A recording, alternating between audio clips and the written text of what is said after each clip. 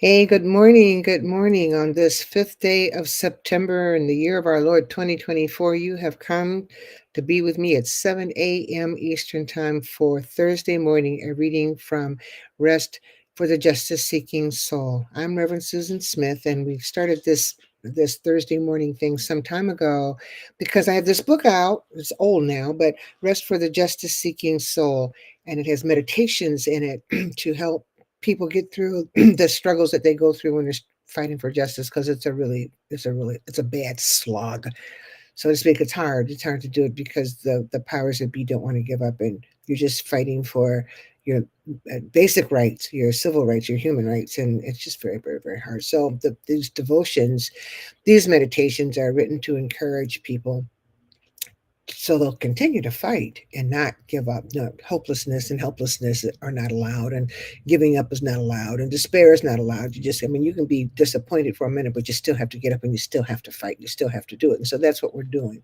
And that's why we do these Thursday morning meditations. And you know what? My hope is that you're really enjoying them and that they are helping you. And if they are helping you, that you are sharing it with other people. And I'm hoping that you are asking people to join us on Thursday mornings and to like us and to share it so that our family will grow. For those of you who don't know, the Rest for the Justice Seeking Soul, which was published by Whitaker House, has only 90 meditations, but I write a meditation every single week. And so sometimes I'll go to the book and pull one that's published, or many times now I go to what I have sent out in the week that we're in, to people who have requested to be on the list, the distribution list. And so if you want to be on the distribution list and receive a meditation every single week, you just need to email me at crazyfaith2019 and give me your email address and say that you want to be on the list, and we'll hook it up. So this morning, though, before we get started, I just wanted to say a couple of things first. Just the school shooting yesterday in Georgia just kind of blows my mind. I am so disturbed. I'm so disturbed by the amounts of shooting that we have here in this country. And no matter what people say, the whole debate about guns it's just old right now. What doesn't seem to matter to people is the lives of innocent people that are being lost. So many children.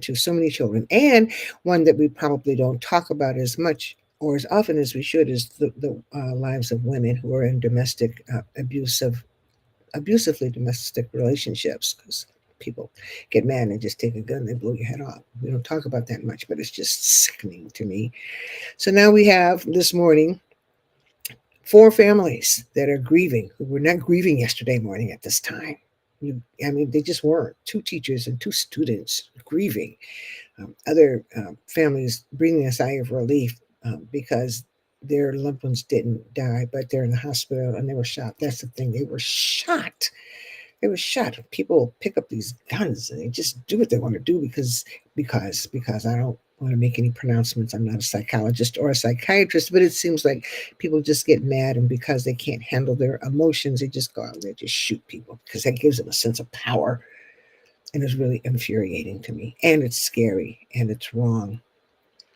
So this morning we're just pausing just a second, pause just a second to remember the families that are mourning this morning. Yesterday morning, two kids got up, had their breakfast, and put their school clothes on, and went out the door to school, and now they're gone.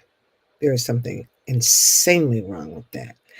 And I saw a clip of some lawmaker from that part of Georgia who, big shot, talking about how much he loves his guns, and it just made me sick. And so then he wants to offer prayers. I wouldn't want your prayers.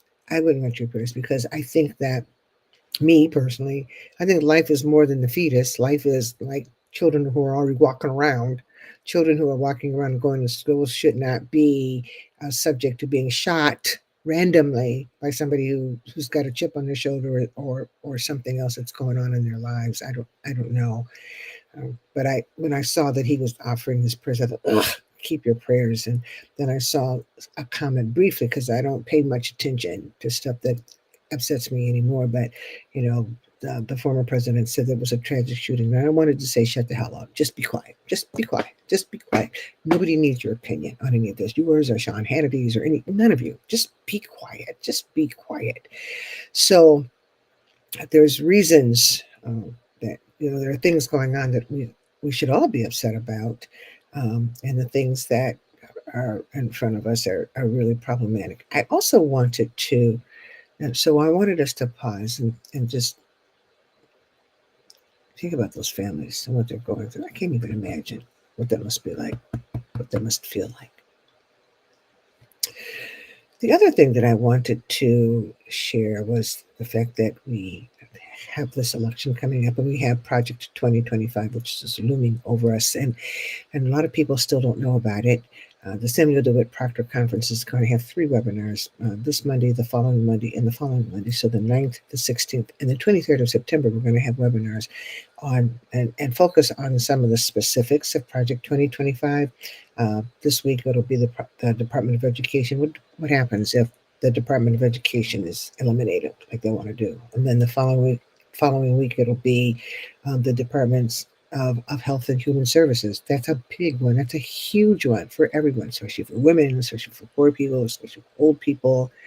And then the final one of this series is the one on the 23rd, where we talk about what happens to us if the Departments of Justice and Defense are eliminated. It's really a big deal. It's really a big deal.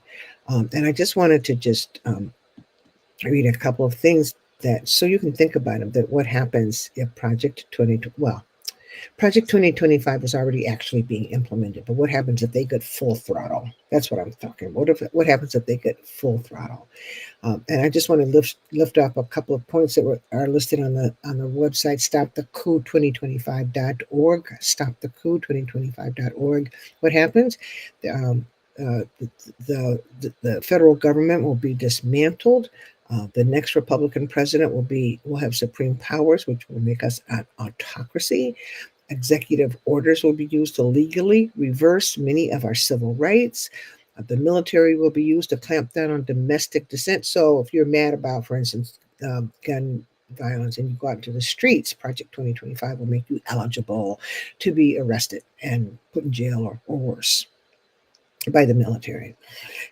It will criminalize any race, gender, and LGBTQ plus identity from government protection. That's big. Reverse racial equality, attack diversity, and reverse environmental gains. It will replace secular education with Christian theocracy and a pro-life agenda. And for all of you, Christian, for you saying that you don't understand what they're talking about, this Christian theocracy thing will be something that will totally overtake your lives and your belief systems and the way you want to worship. I have a problem with that. Pro-life only means pro-fetus. There won't be any, grand efforts to stop the sale of guns to whoever wants to get them. So the school shootings will continue. Nobody will care. This plan promises to recruit and train 20,000 conservatives for government jobs. I think that number is a little low. I'm saying more like 50 to 80,000, which means some of you who have federal jobs right now will lose them. Use Schedule F, that's what I'm talking about, Schedule F to remove 50 to 80,000 civil servants. That's y'all who have a job now in the federal government. Require loyalty pledges to an extremist right-wing agenda. Right, in this country, you got to be loyal to the person who is in the White House. Reverse historic United States defense policy of deterrence to offense. Require U.S. foreign policy, USAID to align with pro-life agenda, and launch their 180-day administrative takeover on January 20th, 2025. They are not fooling. They are not fooling. So, I just want you to know that. And I want you to go to stopthecoup2025.org and look it up. Just look it up. Look it up. And then as you look it up and you read stuff, share it with your family and share it with your friends, because even though there's an all-out effort now from media, from different organizations like the Samuel DeWitt Proctor Conference and many other organizations, still a lot of people don't know what it is. And you got to know what it is. You got to know what it is. So I just wanted to pull that up because, they're going to talk about pro-life. If I hear pro-life today when they're talking about those people who were killed, I'm just going to scream because it's just so hypocritical. It's just so hypocritical. You want the fetus to be alive, but once the fetus is born, you don't care about it. You just care about your Second Amendment rights. Okay, so maybe I'm being a little dramatic, but that's what I'm feeling and thinking on today. So welcome, though, this morning for the reading from Rest for the Justice Seeking Soul, the ongoing edition of it. And today, the meditation is called Understanding Faith as the Breath of God. In this chaotic time, we are watching the suffering of the innocent in Gaza, in Sudan, in China, in the Central African Republic, in Iraq, in Syria, Yemen, and Afghanistan. As wars are being waged and funded by powerful governments, we are watching what Howard Thurman calls the innocents taken out, killed right before our eyes.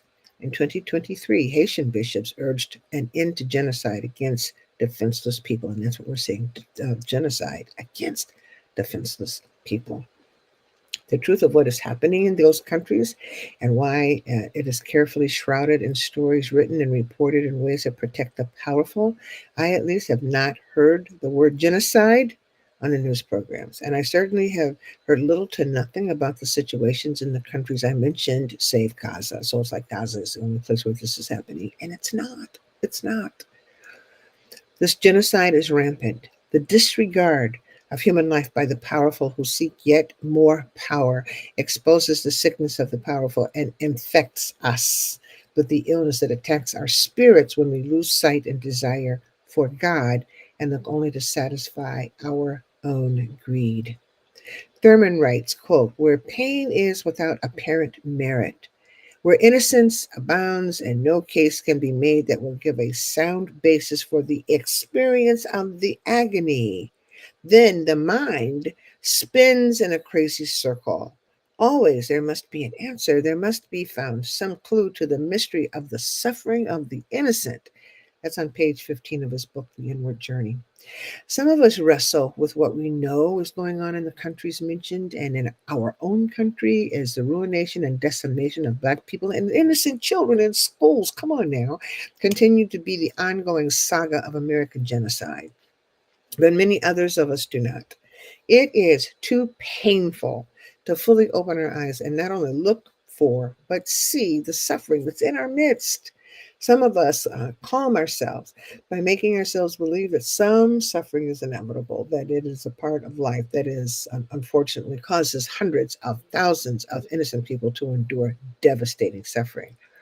Because attacks on the innocents are so rampant and are made possible because there is so much power and money behind them, we hide behind our belief that suffering is inevitable. Thurman writes, quote, belief that is what a person does, what one practices. It is the nature and the kind of response that one makes to the current demands of life, end quote. We honor our beliefs and in essence confess, really, that money and power are greater, more important to us than is our God.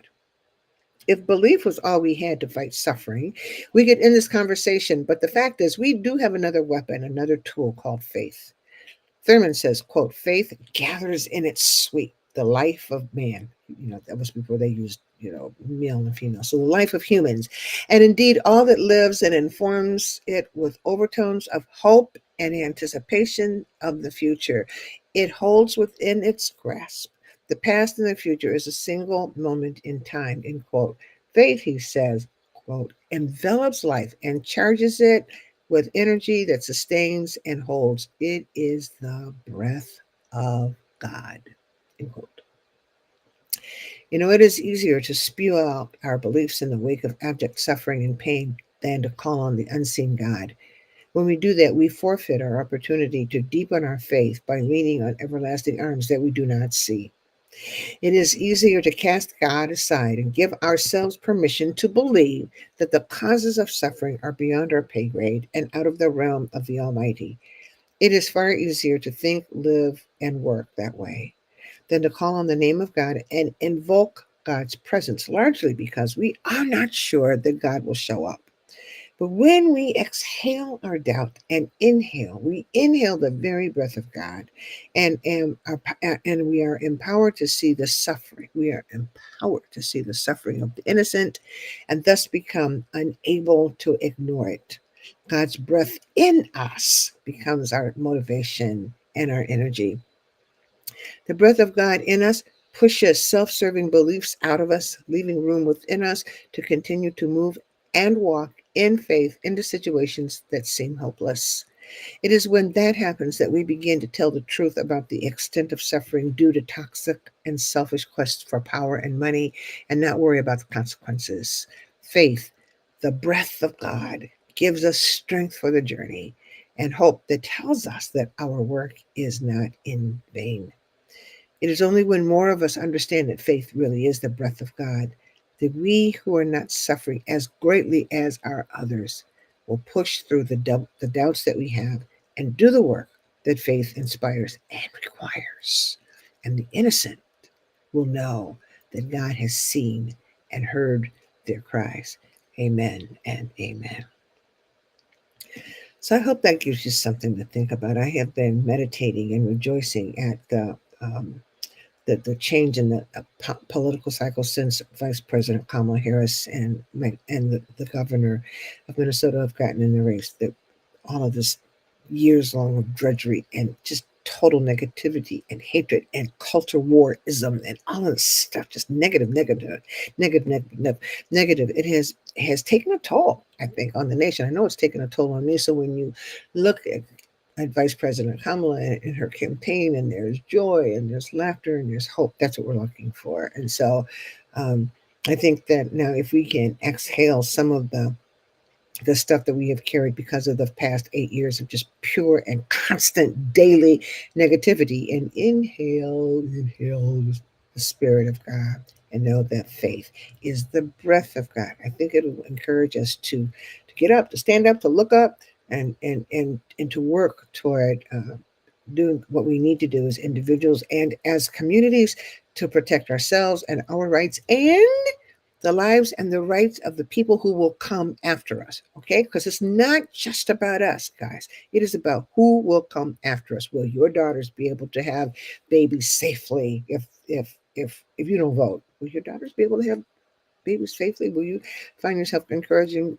them to maybe hold off on being pregnant, or maybe will you have to consider moving to another state so that you have the right and the privilege of getting health care that you need if you have a problem pregnancy? Come on. There's so much at stake. What will happen to you if you're if the Department of Public Education, if the Department of Education is eliminated and now your kids don't have good public schools anymore? They're not so good for Black and brown people now. But if Project 2020 25 comes into being, it'll be worse. There's too much at stake for us to walk around not breathing. So if we breathe in the breath of God and know that that breathing in and the faith that it produces is the very breath of God, maybe it will encourage us to stay on the battlefield and do what we need to do and go over and increase what we do in order to protect ourselves and the lives of the people coming after us. I think that'll make God smile. I really do think so. Thank you for joining me on this Thursday morning. I hope I've shared something that has stuck to you, inside of you, making you think, and I hope that you'll come back next week and bring somebody with you for Thursday morning, a reading from Rest for the Justice Seeking Soul.